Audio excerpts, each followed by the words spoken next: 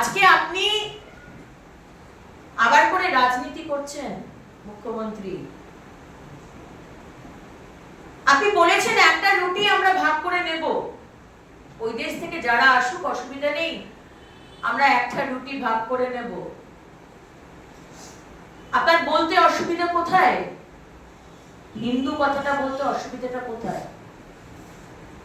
আপনি একবারও কিন্তু হিন্দু কথাটা উচ্চারণ করছেন না, আর একটা রুটি ভাগ করে নেবার কথা বলছেন। আপনি কোথা থেকে একটা রুটি ভাগ করে নেবার কথা বলছেন?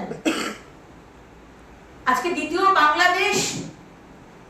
বাংলাদেশের মতো পরিস্থিতি হয়ে গেছে আজকে পশ্চিমবঙ্গ, যেখানে আপনি রোহিঙ্গা আর অনুপ্রবেশকারীদের ঢুকিয়েছেন।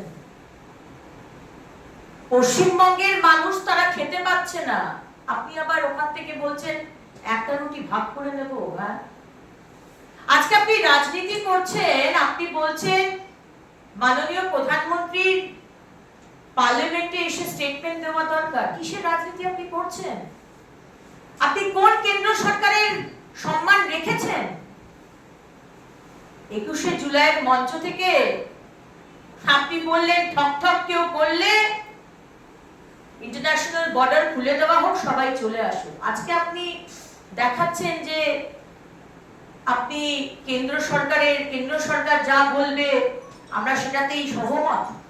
21শে জুলাইয়ের মঞ্চ থেকে যখন স্টেটমেন্ট দিয়েছিলেন তখন কোথায় ছিল আপনার কথা? আজকে আপনি রাজনীতি করছেন কিছু ব্রাউনি পয়েন্টস পাওয়ার জন্য। মাননীয় মুখ্যমন্ত্রী,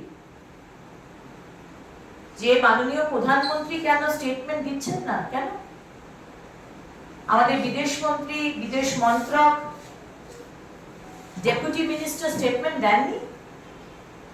আমরা কন্ডেম করিনি? হিন্দুদের যে অত্যাচার, যে